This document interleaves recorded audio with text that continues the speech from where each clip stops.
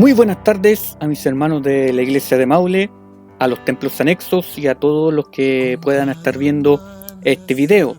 Doy gracias a Dios nuevamente por la oportunidad que me permite de poder compartir este tema con cada uno de ustedes. Estamos viendo los contextos que son necesarios para poder comprender en forma correcta la Biblia y que nos enseña también para así preparar un mensaje y enseñarlo de la manera correcta. Hemos visto dos contextos, contexto literario, contexto semántico, y el día de hoy con este terminamos esta serie sobre los contextos bíblicos y vamos a hablar del contexto histórico y social de la Biblia, obviamente para comprender correctamente la palabra de Dios. Así que damos inicio en el nombre de nuestro Señor Jesucristo. Un texto bíblico para comenzar en la epístola del apóstol Pablo a los Colosenses, capítulo 1, versículos 9 y 10, el cual dice: por lo cual también nosotros, desde el día que lo oímos, no cesamos de orar por vosotros y de pedir que seáis llenos del conocimiento de su voluntad en toda sabiduría e inteligencia espiritual, para que andéis como es digno del Señor, agradándole en todo, llevando fruto en toda buena obra y creciendo en el conocimiento de Dios. Esta era la intención del apóstol Pablo en sus oraciones para los hermanos de la iglesia de Colosas, y también tiene que ser nuestra intención de que cada vez podamos nosotros crecer en conocimiento, en sabiduría, en inteligencia espiritual, para que así podamos andar como es digno del Señor, agradándole en todo y llevando fruto en toda buena obra. Por esto es el propósito de aprender más, de compartir estos temas. De nada sirve acumular conocimiento si no hay algún cambio, si no se aplica este conocimiento. Esto es lo importante, ir creciendo en gracia y creciendo, y que esto, lo que usted ha ido aprendiendo, lo pueda aplicar. De nada sirve de que usted lo sepa y no lo tome en cuenta, o no lo aproveche, o no lo haga. De eso de nada le sirve si ha estado observando estos temas y al final su actitud es la misma. No ha servido de nada, solamente ha acumulado más conocimiento, ha aumentado más en esto de la teoría bíblica, pero de nada le sirve si no lo pone por obra. Siempre la palabra de Dios se tiene que poner por obra, más que retener información en nuestra mente, en nuestro cerebro. Lo importante es producir frutos, que esto se convierta en acción. Así que ese es el propósito de este tema y a lo largo que hemos visto en estos discipulados. Vamos a ver entonces el primer ejemplo, por qué es importante aplicar el contexto histórico y social cuando yo estudio algún pasaje bíblico, y así puedo yo extraer más la información y situarme en ese contexto. Hay que entender de que la Biblia tiene miles de años de existencia. Los 39 libros que son parte del Antiguo Testamento más o menos se escribieron desde el siglo XV a.C. hasta el siglo IV a.C. Por lo tanto, hay más o menos un periodo de 1500 años, más o menos, en que se escribieron estos 39 libros. Y los 27 del Nuevo Testamento se escribieron todos en el primer siglo después de Cristo. Hoy estamos en el año 2020 después de Cristo. Han pasado más de 2000 años y se han escrito estos libros, y a veces cuando nosotros vamos a la Biblia debemos aterrizar de que fue escrito para un pueblo en especial, que fue Israel, allá en el oriente, en un tiempo determinado, bajo una cultura, normativas y una sociedad diferente a la cual nosotros hoy hemos nacido. A veces nosotros interpretamos la palabra de Dios de acuerdo a nuestro tiempo, y eso es un error. Yo tengo que ir al tiempo pasado, al tiempo en que se escribieron estas palabras, y de ahí traerlas hasta acá y aplicarla de la mejor manera correcta. Tengo que hacer un viaje en el tiempo, un salto en el tiempo, y para así poder comprender mejor la palabra de Dios.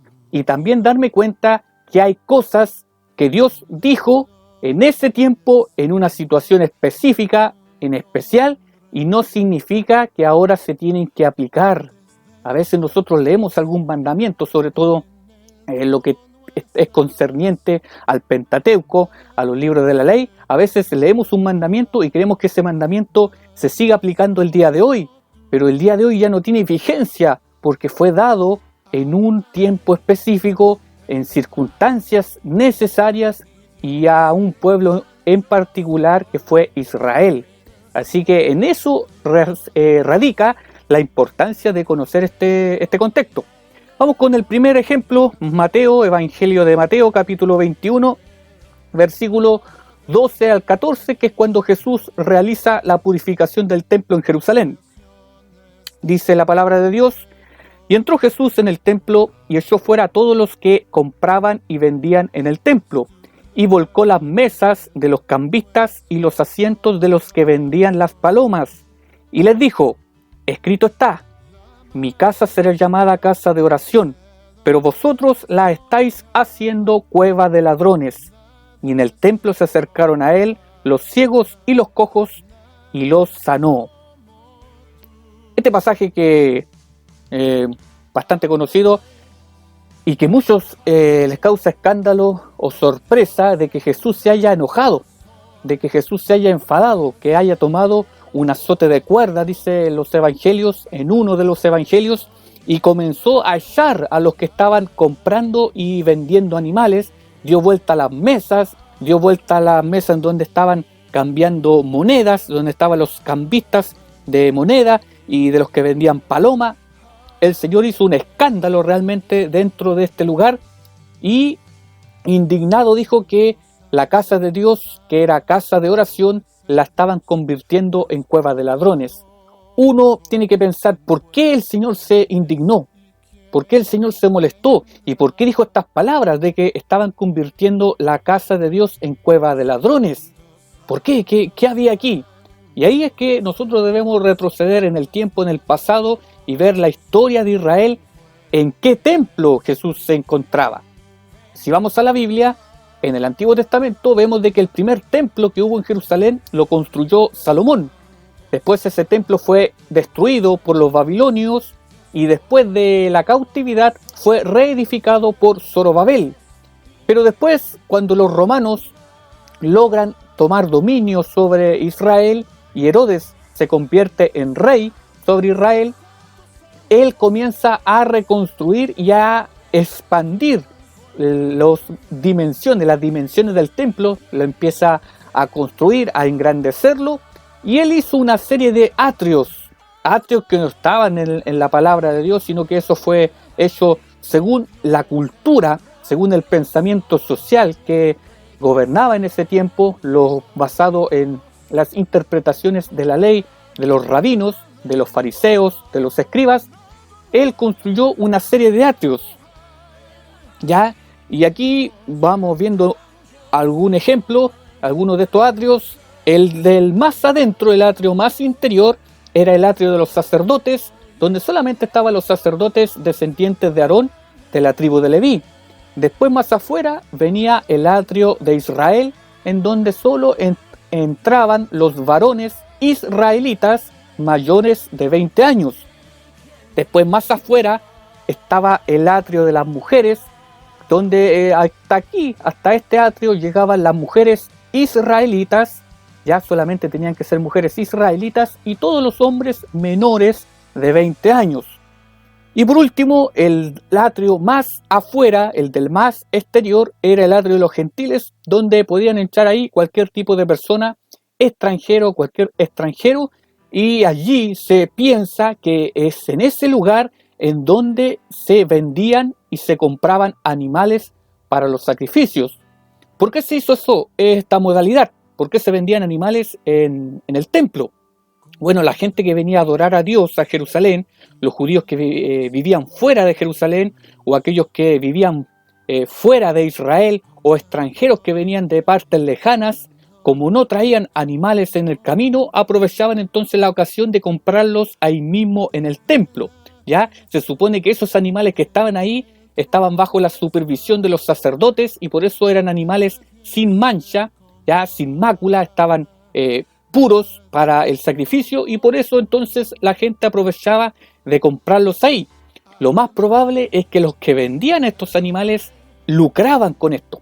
Ya no había un mercado como hoy. Cuando usted va a comprar algo, hay una regulación de cuánto vale tal producto, hay una regulación. En ese tiempo no existía esa regulación económica, y la gente podía exceder en los precios y se aprovechaba de la gente pobre, de la gente ingenua, de extranjeros que venían a veces y se aprovechaban de su ignorancia y aumentaban los precios para beneficio propio, ya en forma egoísta, materialista.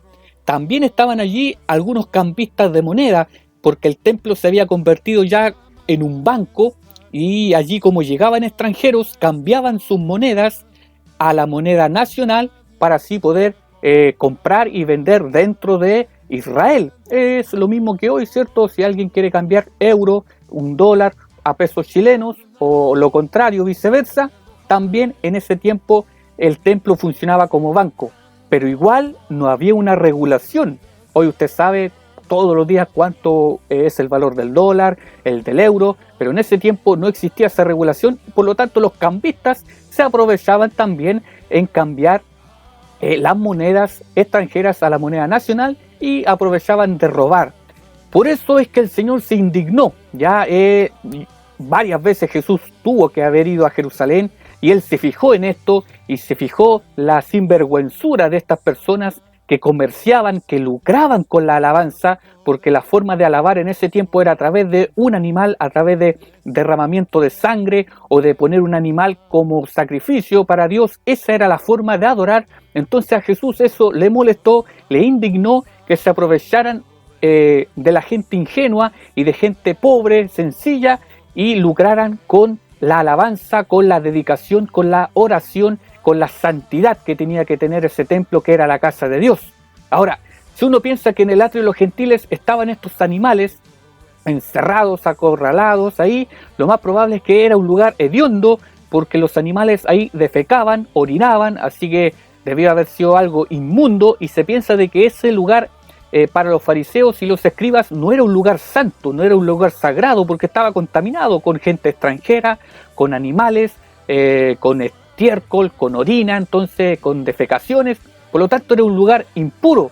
Pero para Jesús no lo consideró así, y por eso Jesús, al dar vuelta a esas mesas, al soltar esos animales, Él dice: mi casa será llamada casa de oración. O sea, quiere decir que Jesús incluyó dentro de la casa de Dios el atrio de los gentiles, y eso quiere decir que incluso incluye a los gentiles dentro de las bendiciones de la presencia de Dios. Por eso esto es significativo entenderlo en el contexto histórico. Por eso Jesús dio vuelta y se indignó y se molestó por esta discriminación, por esta separación que hacían con esta gente. Y no solo con eso, el Evangelio de Mateo es el único que menciona esto. Al finalizar dice que se acercaron a Jesús algunos ciegos y algunos cojos, y Jesús los sanó. O sea, podemos decir de que cualquier persona que tuviese alguna falencia, alguna discapacidad física, solamente podía entrar hasta el atrio de los gentiles, y no podía entrar más adentro a los otros atrios, porque era imperfecto físicamente. Habían ciegos, habían cojos, pero Jesús, al enseñar esto, al transformar de que realmente en la casa de Dios no podía haber divisiones ni separaciones, es que se acercaron estos ciegos y estos cojos, y Él los sanó, dándoles entonces libertad para que ahora sanos y puros pudieran entrar a adorar a Dios en el templo. Esto es algo significativo e importante entonces de entender y tomar en cuenta. Ahora, uno también puede entender, viendo esto, el por qué el apóstol Pablo en la epístola a los Efesios, capítulo 2, versículo 14 y 15, dice estas palabras. Esto dice el apóstol Pablo: porque Él, refiriéndose a Jesús, porque Él es nuestra paz, que de ambos pueblos, hablando de los judíos y de los gentiles, que de ambos pueblos hizo uno, derribando la pared intermedia de separación, aboliendo en su carne las enemistades, la ley de los mandamientos expresados en ordenanzas para crear en sí mismo de los dos un solo y nuevo hombre haciendo la paz.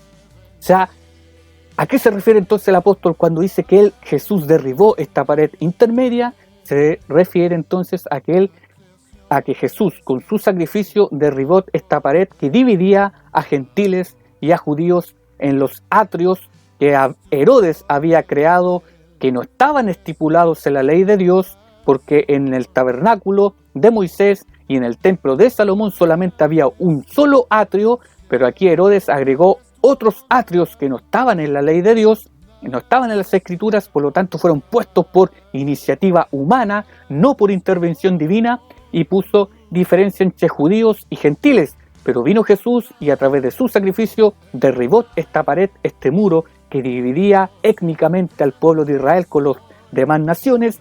También derribó esta pared que dividía a hombres con mujeres, y también dividió esta pared que separaba a los sacerdotes con el resto del pueblo. Por eso hoy el apóstol Pedro en su epístola llega a decir de que todos los creyentes, todos los cristianos, ahora somos un real sacerdocio. Y es por eso que el apóstol Pablo en otra de sus epístolas, en Gálatas me parece que él dice de que en Cristo ya no hay judío ni griego, no hay esclavo ni libre, no hay hombre ni mujer, sino que todos somos uno en el Señor, en Cristo Jesús. Jesús vino a derribar estas paredes que dividían al mundo y vino a unirnos. Hay gente que dice que el cristianismo solamente viene a dividir. No es así. Jesús vino a unir, vino a destruir estos muros que levantaron ideologías humanas, filosofías humanas, teologías humanas, se levantaron estos muros, mas Jesús lo vino a derribar. Por eso es importante entonces entender esto de que por qué Jesús se disgustó al entrar en el templo y por qué el apóstol Pablo entonces dice estas palabras, y eso lo comprendemos cuando vamos al contexto histórico y social que reinaba en Israel en aquella época del primer siglo. Esperando que hayan comprendido esto, mis hermanos, vamos con un momento de alabanza y continuamos después con el contexto histórico y social de la Biblia. Orando provocas milagros, cuando declaras se aumenta tu fe. Levanta las manos, porque adorando desciende el poder.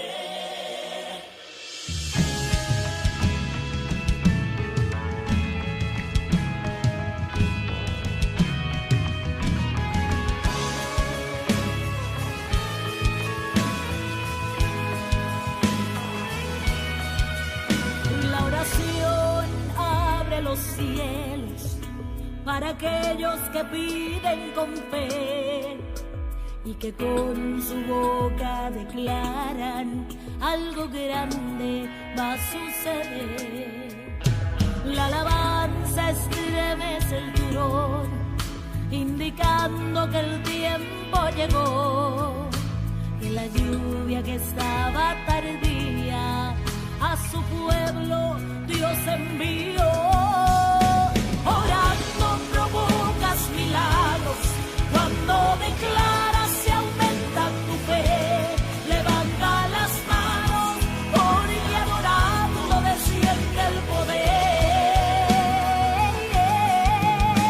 Orando provocas milagros, cuando declaras se aumenta tu fe.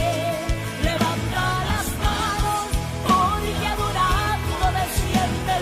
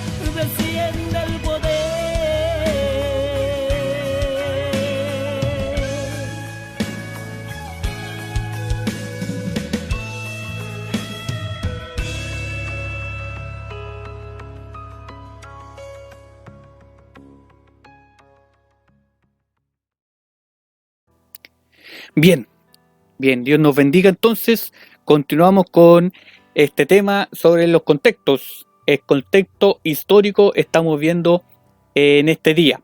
Bien, habíamos quedado entonces en el caso de Jesús haciendo esta purificación en el templo y comprendiendo un poco las divisiones que había en el templo, específicamente de los atrios. Vamos con otro ejemplo que se encuentra en el Antiguo Testamento, en el libro de Levítico, capítulo 21, versículo 5, el cual dice: no se harán tonsura en la cabeza, ni se rasurarán los bordes de la barba, ni se harán sajaduras en su carne. Ya estoy leyendo esto en otra versión, pero es parecida a la versión Reina Valera, la que igual nosotros usamos. Al leer esto, si tomamos solamente este puro versículo, podríamos decir entonces que está prohibido a los varones, en este caso, hacernos una tonsura en nuestra cabeza. Si usted ve la imagen izquierda, en su pantalla usted ve ahí un monje, me parece que es un monje católico, que tiene un corte de cabello especial, ¿cierto? Arriba de su cabeza es un corte en forma circular. A eso se le llama tonsura. Algunos monjes católicos y de otras religiones también lo hacen. Y la imagen derecha tenemos a un hombre con barba. Bueno, los dos que están ahí aparecen con barba. Y leyendo este mandamiento dice de que tampoco hay que tocarse la barba, ni a cortarse los bordes. La Reina Valera me parece que dice ni la punta de la barba hay que cortarse.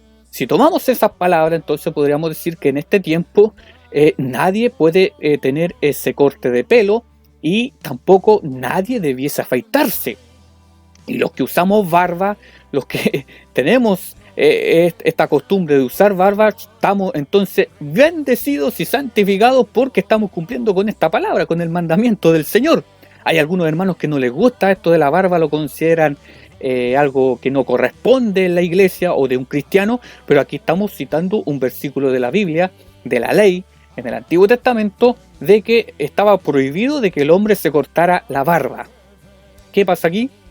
Nuevamente, si tomamos esto así, es porque estamos sacándolo de contexto. Hay que ir en qué momento, en qué tiempo, cuáles fueron las razones que llevaron a que Dios diera esa ordenanza. Si usted va personalmente al Antiguo Testamento, al libro de Levítico, en el capítulo 21, que es donde se dan esta normativa, y usted lee del versículo 1 hasta el versículo 24 de ese capítulo, en algunas Biblias aparece un título ya que dice santidad de los sacerdotes.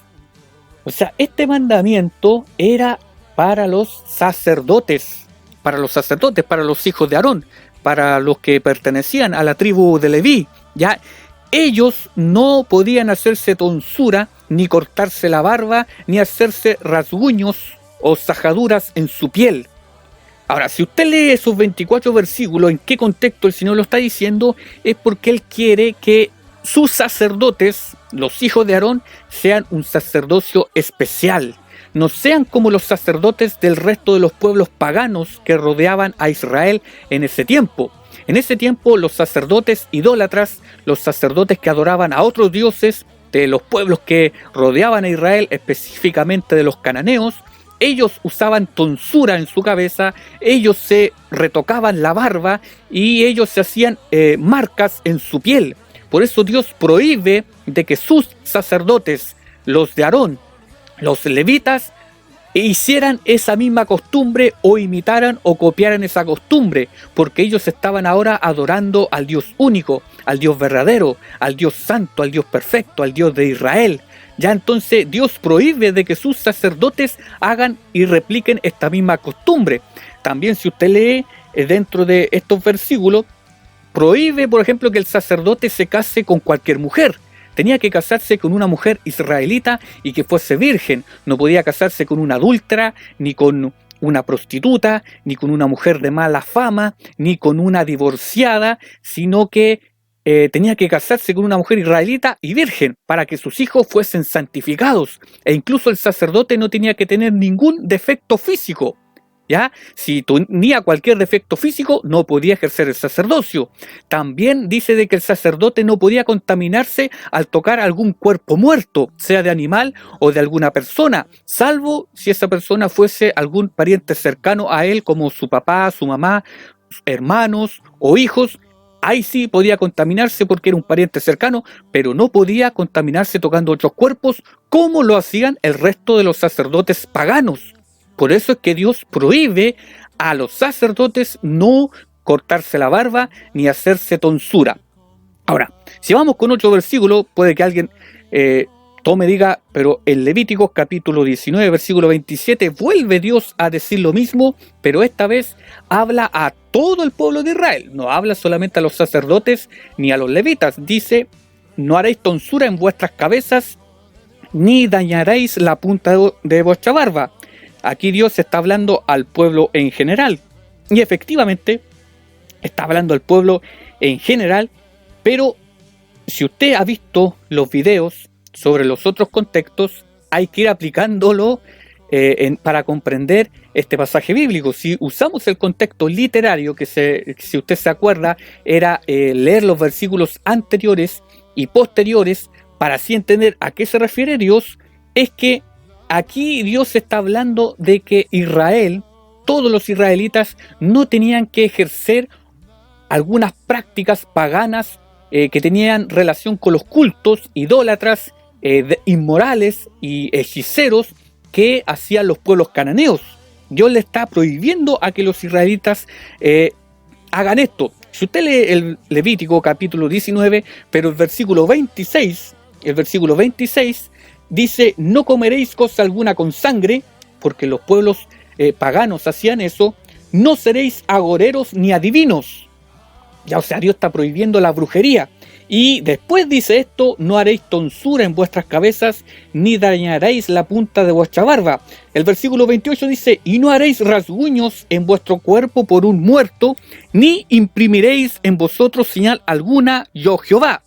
En otra versión dice, no se harán tatuajes. Ya no se harán tatuajes. Algunos utilizan el versículo 28 para decir de que la Biblia prohíbe los tatuajes.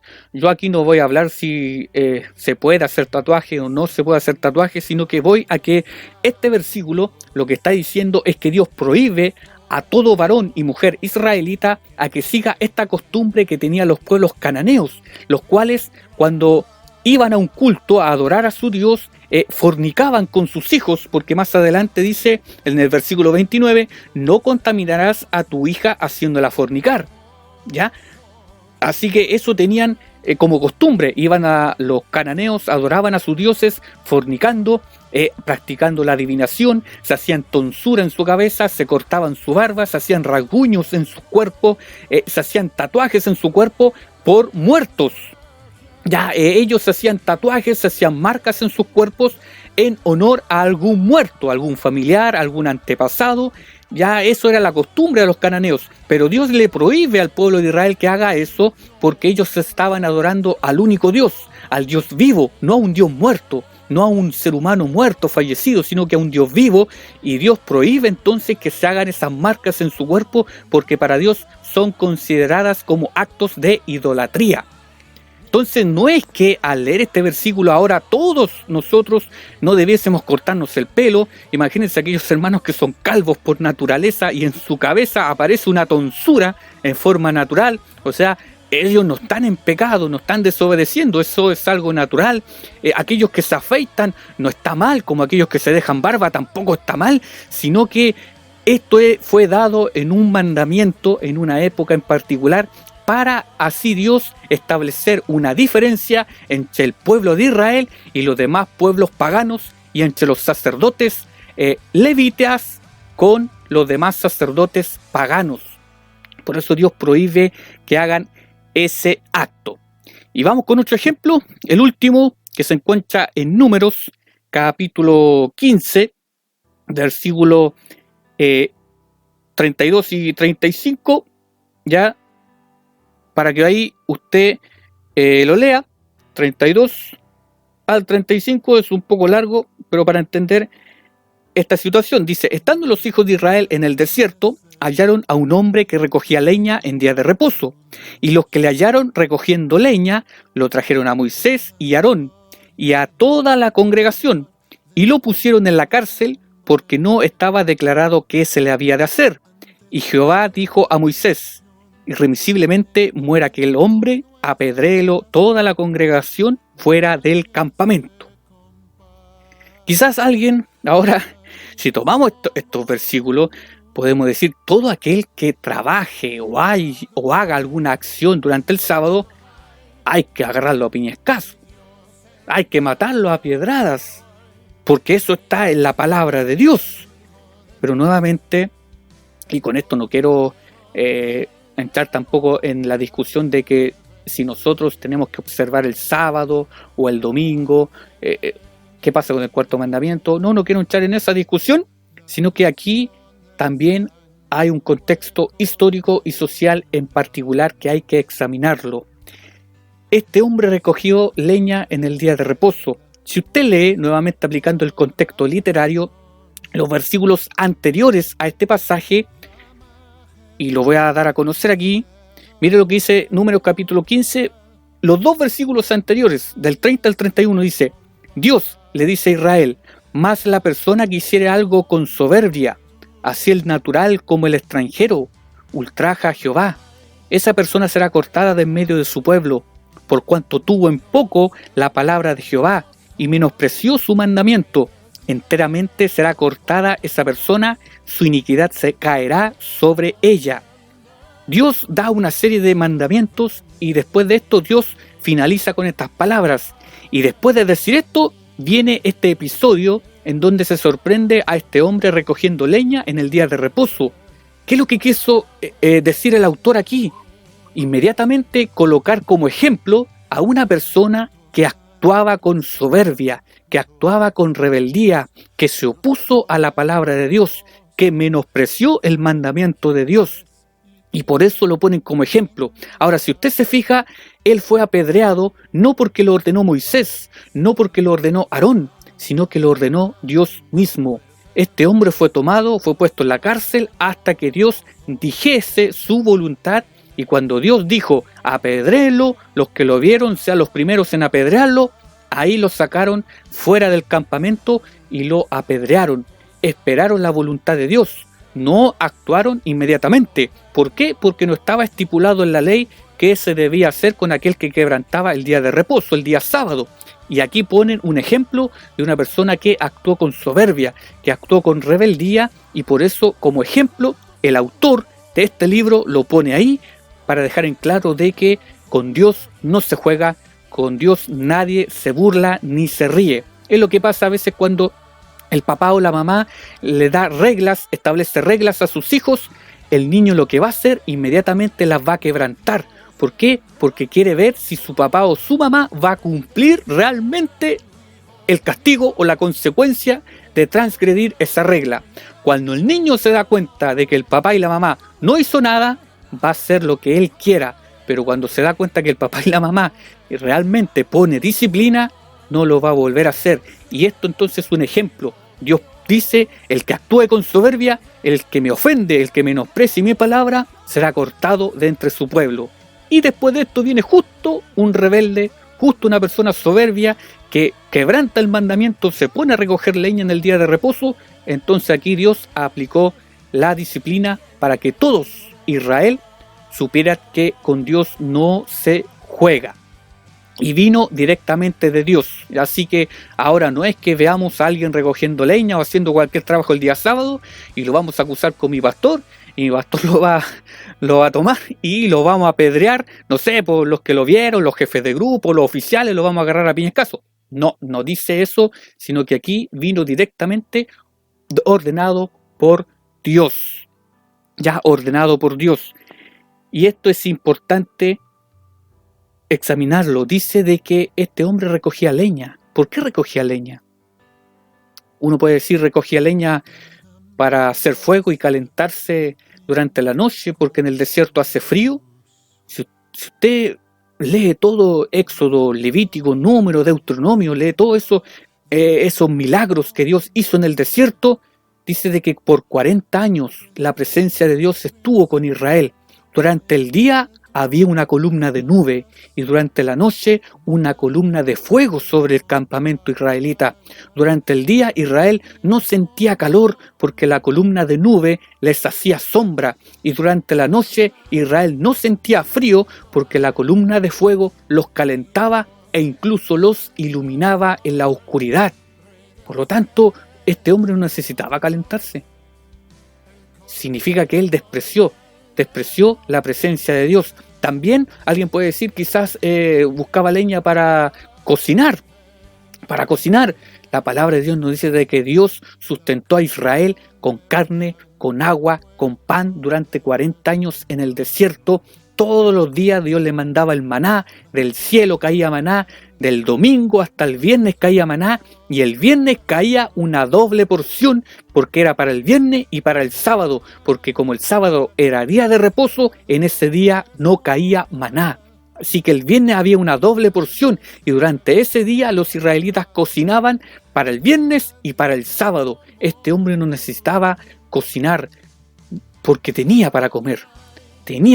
Y este alimento durante los demás días de la durante los demás días de la semana duraba 24 horas y al otro día se podría, pero el día viernes duraba 48 horas, viernes y sábado, porque el día sábado no había maná, porque Dios lo había dado como un día de descanso para dedicárselo a Él.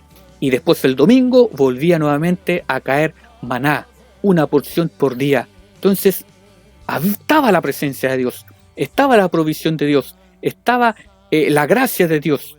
Si este hombre recogió leña, fue simplemente por actuar con rebeldía, con soberbia, en oposición a los mandamientos de Dios. Que Dios nos ayude a no ser rebeldes entonces a la palabra de Dios. Esto es el contexto histórico de la Biblia, esperando que le haya ayudado, le haya podido servir cuando usted estudie y cuando usted quiera preparar algún mensaje de la palabra. Para mi Señor sea toda honra y toda gloria, y nos vemos en una próxima oportunidad.